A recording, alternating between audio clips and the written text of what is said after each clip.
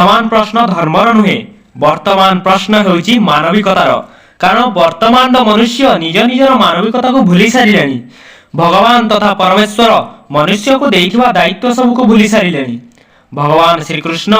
महाभारत युद्ध रे अर्जुन को कहउचंती एतज्जनिनी भूतानि सर्वनित्य पधारय अहं कृष्णस्य जगतः प्रभवः प्रयस्तथा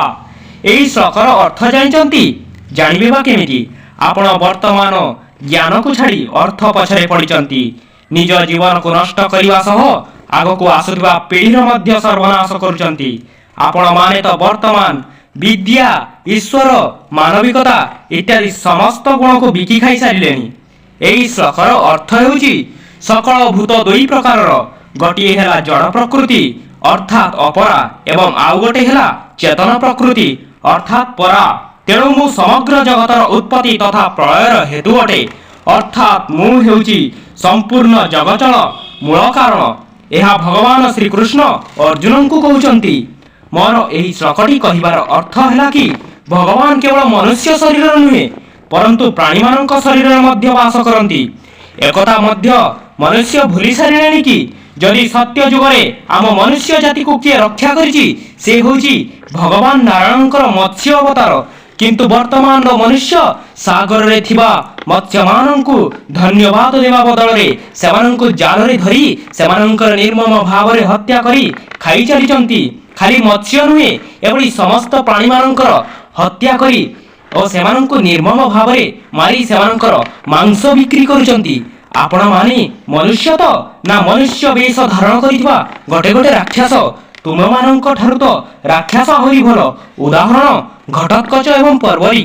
एमाने तुम माननकु रक्षा करिबा को जाई निज निज जीवनर बलिदान देई दे महाभारत युद्ध रे किंतु तुमे माने तांको बलिदान को व्यर्थ करि देलो आउ एई तुच्छ इंग्रेज को जीवन शैली को अपनाई देलो वर्तमान देखिबा को गले भारत निजर अस्तित्व बोली किछि नाही जाहाकु नै आमे गर्व करि पाइबु कि आमे होइछे सनातनी आपण जानिचंती सनातन भूमि रे चारि वर्ण अछि ब्राह्मण क्षत्रिय वैश्य शूद्र ब्राह्मणर कर्तव्य से समाज रो सेवक किंतु ब्राह्मण आज समाज को कुबुद्धि देवारे व्यस्त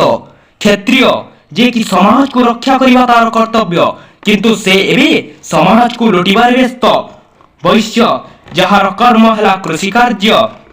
एवं समाज को कृषि कार्य करी मुठाए दाना देव एवं शूद्र जार कर्म हला एही तीन वर्णर लोकंक साहाय्य करिवो किंतु केमिति राज्य निर्माण करिछु आमे जोंठारे कृषि आत्महत्या करूची एवं शूद्र वर्णर लोके खाइबा को न पाई भकरे जीवन यापन कटाउछंती एहा आम मानक पई अति लज्जार कथा धिक आम मनुष्य जीवन को कि भली आमे निज स्वार्थ पई कर्म करूचे एवं अन्य मानकर रक्त को शोषण करी आग को बढ़ुचे वर्तमान लोक अर्थ को नहीं सबुकिछि भावी नहीं एवं सेही अर्थ माध्यम रे एही भगवानकर सुंदर सृष्टि को नष्ट करुचंती आपण माने कोन पई एति निर्दय कोन सतरे आपण केवल निज को भल देखाइबा पई भगवान को पूजा करुचंती आपण मानकर जेउ घर प्रतिष्ठित देवता मानकर शक्ति द्वारा जेउ घरे भगवानकर प्रतिछवि को देखि पूजा करुचंती केमिति आपण माने आपण मानक घर को प्राणीर निर्मम भाव रे हत्या करा शरीर को आनी परसी खाई पारुचंती आपण माने सनातनी आपण माने हिंदू तो ना आपण माने एई कली जुग रे कली राक्षसर सेवक निजको थरे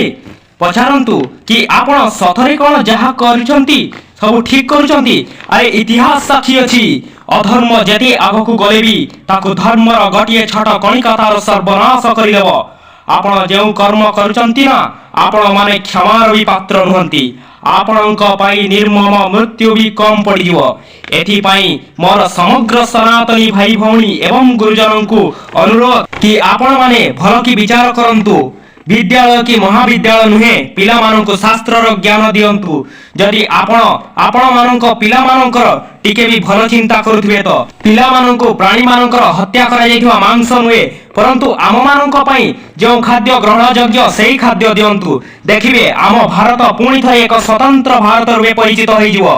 ଏହି ଚେତାବନୀ କେବଳ ସମାଜ ପାଇଁ ନୁହେଁ, ଏହି ଚେତାବନୀ ସମସ୍ତ ରାଜନୈତିକ ଦଳମାନଙ୍କୁ ମଧ୍ୟ ମୋର ଚେତାବନୀ। ମୁଁ ଆଶା କରୁଛି କି ଆପଣମାନେ ମୋ ବାର୍ତ୍ତାକୁ ଠିକ୍ ଭାବେ ଗ୍ରହଣ କରିବେ। ଆମ ପରିଚୟ, ଆମ ଭାରତ। ସନାତନ ଧର୍ମର ଜୟ ହେଉ।